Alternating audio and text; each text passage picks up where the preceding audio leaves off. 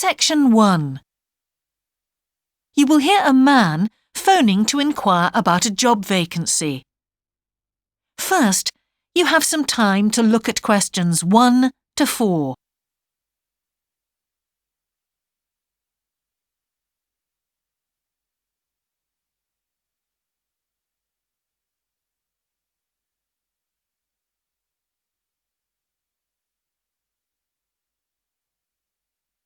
Now we shall begin. You should answer the questions as you listen, because you will not hear the recording a second time. Listen carefully and answer questions 1 to 4.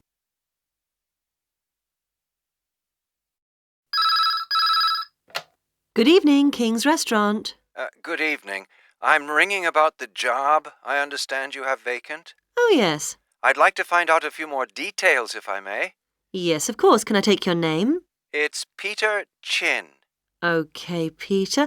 Well, if you want to ask about the job, and then if we're both still interested, we could arrange for you to come for an interview. Great, thanks. I'm afraid I missed the advert for the job, but heard about it from a friend. That's no problem at all. What would you like to know? Well, what sort of work is it? Washing up? It's answering the phone. Oh, right, fine. And not waiting at table. That'd be good. And how many nights a week would it be? Well, we're really only busy at the weekend. So 2 nights? 3, actually, so it would work out at 12 hours a week. That'd be fine. It wouldn't interfere with my studies. Are you at the university? Yes, first-year physics student. Oh, right. And because I'm not an EU national, would I need a work permit? Yes, you would. Just get your tutor to sign it. That wouldn't be a problem if I were to get the job. Where exactly is the restaurant? Well, we have 2 branches. The one we're recruiting for is in Hillsdon Road. I don't know that. How do you spell it, please? It's HILLSDUNNE Road. Got that. Thanks. Is it near a bus stop? Yes, the nearest one would probably be just beside the library. Oh, yes, I know it. That'd be fine for me. And could I ask about the pay? We're offering £4.45 an hour. That's very good. My last job was £3.95 an hour. Before you hear the rest of the conversation, you have some time to look at questions 5 to 10.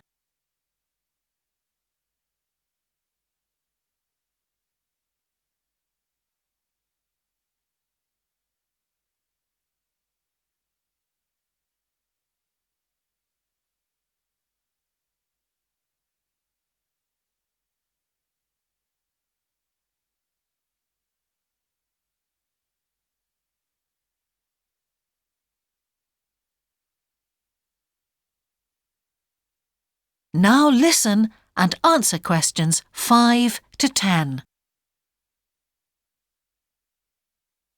We feel it's pretty good, and we also offer some good fringe benefits. Really? Well, we give you a free dinner, so you eat well. Right. Better than hostel food. We certainly hope so. And we also offer extra pay for working on national holidays. Oh, that's a really good perk, isn't it? Yes, we think so. And then because of the difficulties of getting public transport, if you're working after 11 o'clock, we drive you home. Oh, that's good to know. Well, we'd certainly be interested in inviting you for an interview, if you're still interested. Oh, yes, certainly. Could I just also ask what qualities you're looking for? Well, for this particular job, we want a clear voice, which you obviously do have. Thanks. And you must be able to think quickly, you know. Well, I hope I... So, when could you come in for an interview? We're actually quite quiet tonight. Sorry, I couldn't come tonight. Or tomorrow, I'm afraid. Thursday's okay. That'd be 22nd of October? Fine. After 5 p.m? Yes, fine. Would 6 o'clock be okay? Perfect. And could you bring along the names of 2 referees? Yes, that's fine. No problem. Good. I look forward to seeing you. Oh, by the way, who should I ask for? Oh, yes, of course. Sorry. My name is Samira Manuja. Can you spell that, please? Manuja. Okay. I've got that. Thanks very much. Look forward to seeing you later on then. That is the end of section 1. You now have half a minute to check your answers.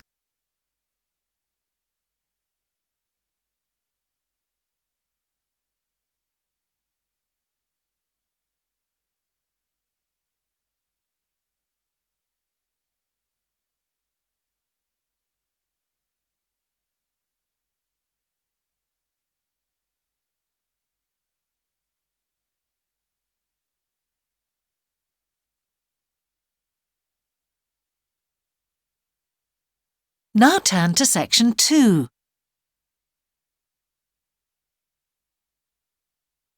Section 2. You will hear part of a radio programme about the opening of a new local sports shop. First, you have some time to look at questions 11 to 16.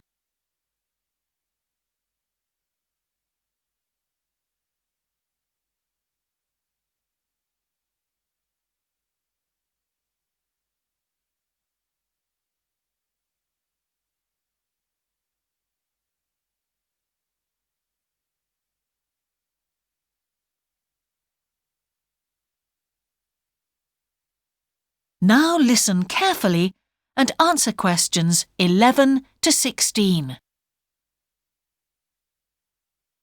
Now we go to Jane, who is going to tell us about what's happening in town this weekend. Right, thanks, Andrew. And now on to what's new. And do we really need yet another sports shop in Bradcaster? Well, most of you probably know Sports World, the branch of a Danish sports goods company that opened a few years ago. It's attracted a lot of custom, and so the company has now decided to open another branch in the area. It's going to be in the shopping centre to the west of Bradcaster, so that will be good news for all of you who found the original shop in the north of the town hard to get to. I was invited to a special preview, and I can promise you, this is the ultimate in sports retailing. The whole place has been given a new minimalist look with the company's signature colours of black and red. The first 3 floors have a huge range of sports clothing as well as equipment.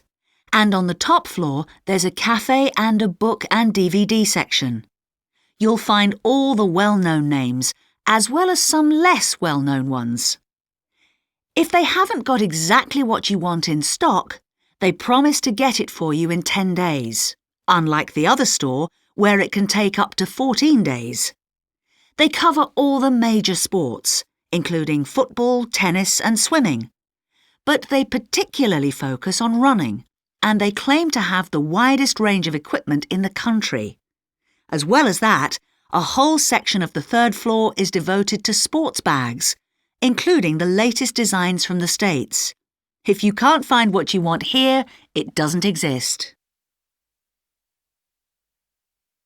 Before you hear the rest of the programme, you have some time to look at questions 17 to 20.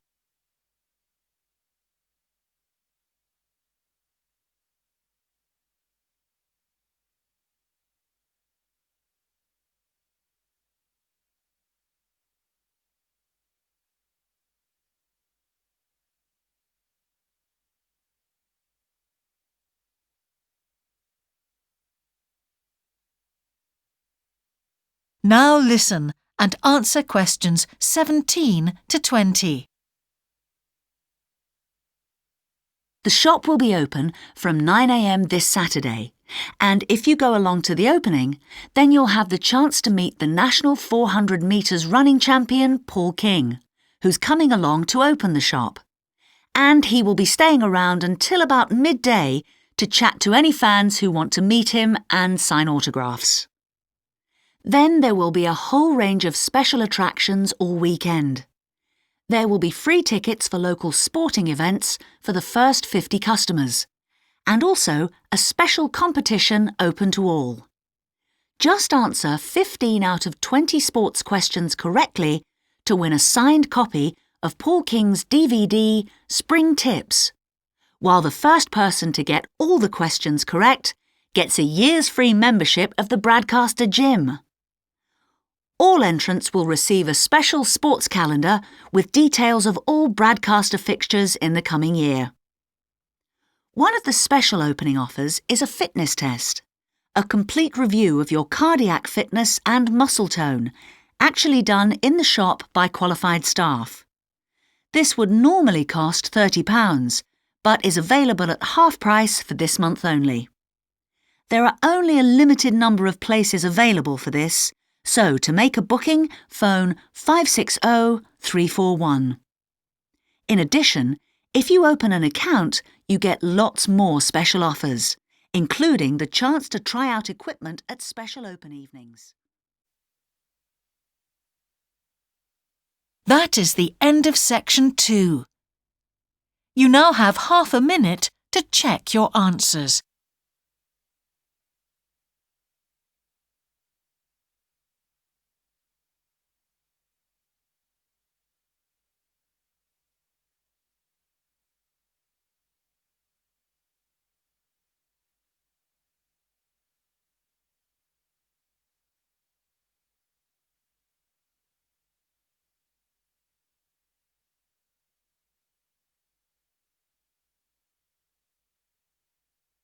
Now turn to section 3.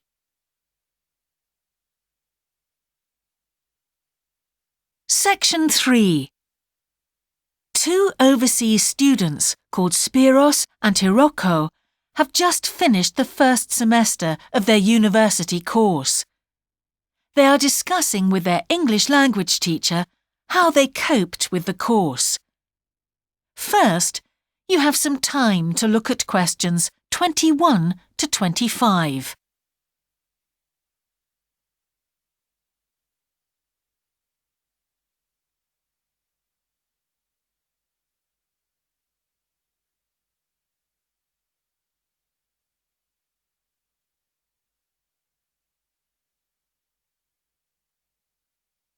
Now listen carefully and answer questions 21 to 25.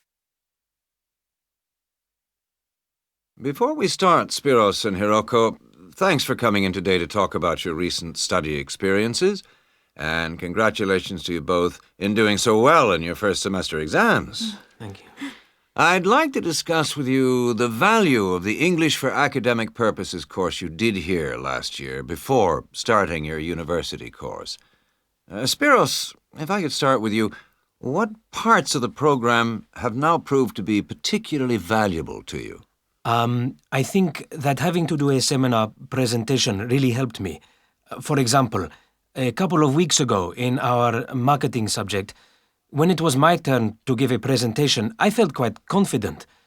Of course, I was still nervous, but because I had done one before, I knew what to expect. Also, I know I was well prepared, and I had practiced my timing. In fact, I think that in relation to some of the other people in my group, I did quite a good job, because my overall style was quite professional. What about you, Hiroko? That's interesting.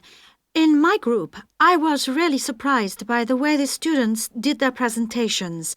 They just read their notes aloud. Can you believe that? They didn't worry about their presentation style or keeping eye contact with their audience. And I remembered that these things were really stressed to us in the course here. So, how did you approach your presentation, Hiroko? Well, to speak frankly, I read my notes too. At the time, it was a relief to do it this way, but actually when I had finished, I didn't feel any real sense of satisfaction. I didn't feel positive about the experience at all. That's a pity. You know, although I was pleased with my presentation, I am not so pleased with my actual performance right now in the tutorials. During the whole semester, I've not said anything in our tutorial discussions. Not a word. Really, Spiros? Why's that? Do the other students talk too much? It's partly that, but it's mostly because I have had no confidence to speak out. Their style of speaking is so different. It's not the style we were used to during the course. They use so many colloquialisms. They're not very polite, and sometimes there seems to be no order in their discussion. Also, they are very familiar with each other, so because they know each other's habits, they can let each other into the discussion. You're right, Spiros. I have experienced that too. Before you hear the rest of the conversation, you have some time to look at questions 26 to 30.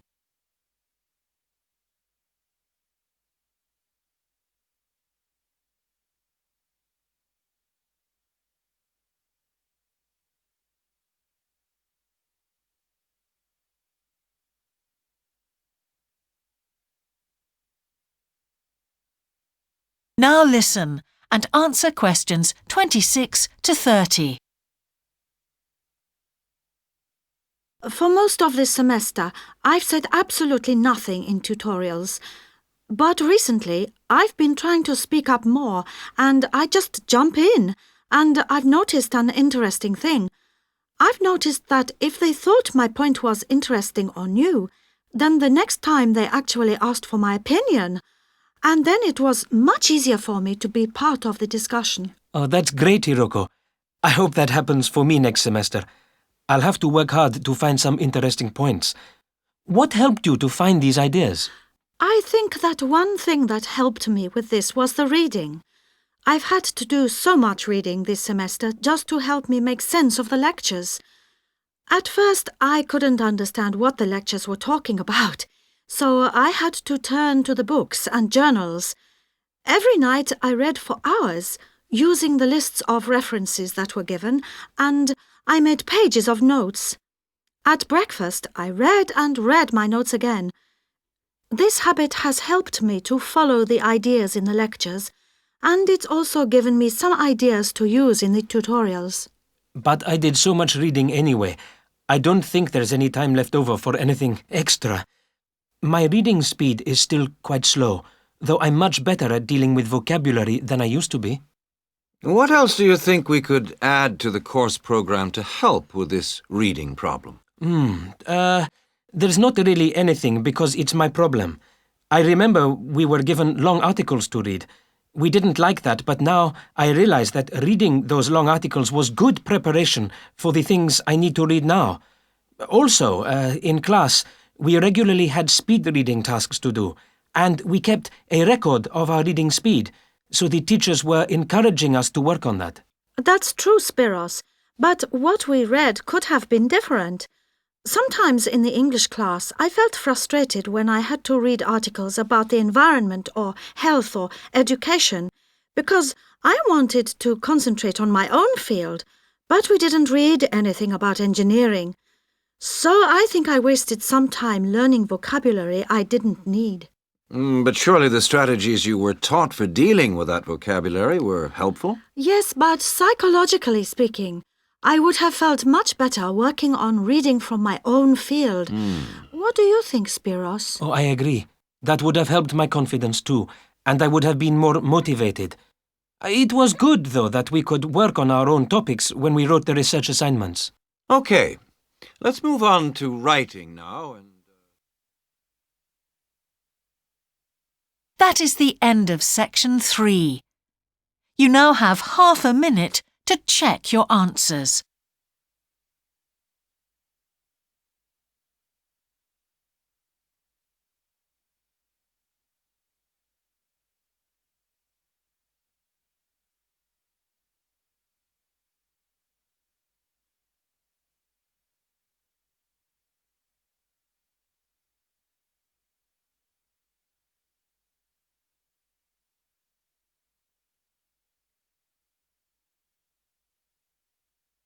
Now turn to section 4.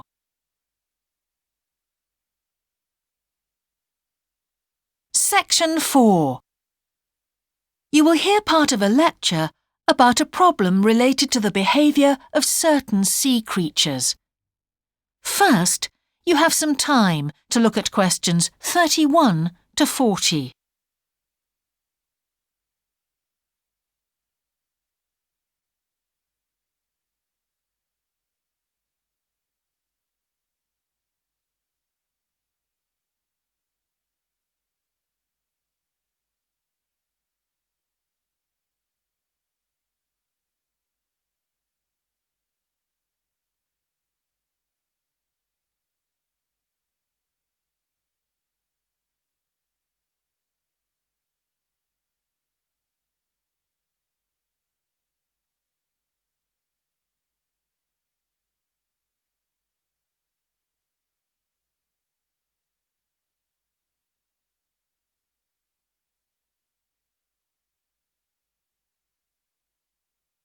Now listen carefully and answer questions 31 to 40. Good afternoon, everyone.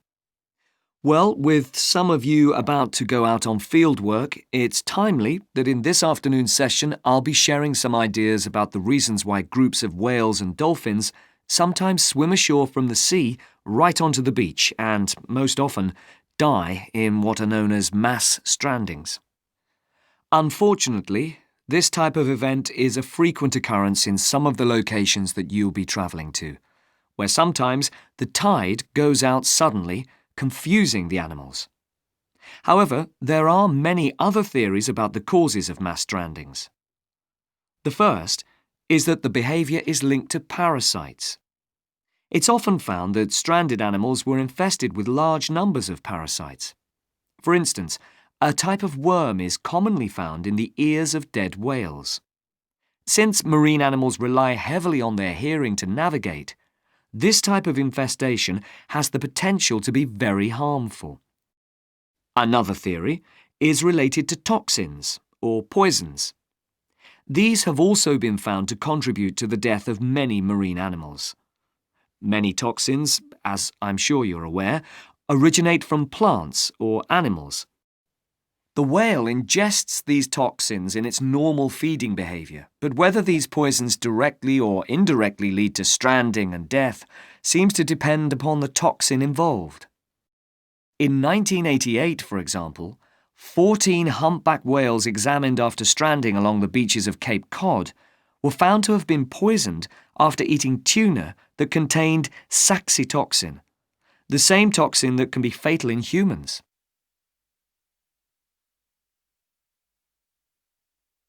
Alternatively, it has also been suggested that some animals strand accidentally by following their prey ashore in the confusion of the chase. In 1995, David Thurston monitored pilot whales that beached after following squid ashore. However, this idea does not seem to hold true for the majority of mass strandings because examination of the animal's stomach contents revealed that most had not been feeding as they stranded. There are also some new theories which link strandings to humans. A growing concern is that loud noises in the ocean cause strandings. Noises such as those caused by military exercises are of particular concern and have been pinpointed as the cause of some strandings of late. One of these, a mass stranding of whales in 2000 in the Bahamas, coincided closely with experiments using a new submarine detection system. There were several factors that made this stranding stand out as different from previous strandings. This led researchers to look for a new cause. For one, all the stranded animals were healthy. In addition, the animals were spread out along 38 kilometres of coast, whereas it's more common for the animals to be found in a group when mass strandings occur. A final theory is related to group behaviour and suggests that sea mammals cannot distinguish between sick and healthy leaders and will follow sick leaders, even to an inevitable death.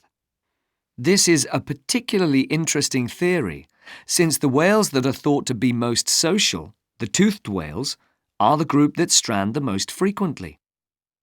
The theory is also supported by evidence from a dolphin stranding in 1994. Examination of the dead animals revealed that, apart from the leader, all the others had been healthy at the time of their death. Without one consistent theory, however, it is very hard for us to do anything about this phenomenon except to assist animals where and when we can. Stranding networks have been established around the world to aid in rescuing animals and collecting samples from those that could not be helped. I recommend John Connor's Marine Mammals Ashore as an excellent starting point if you're interested in finding out more about these networks or establishing one yourself. That is the end of section 4. You now have half a minute to check your answers.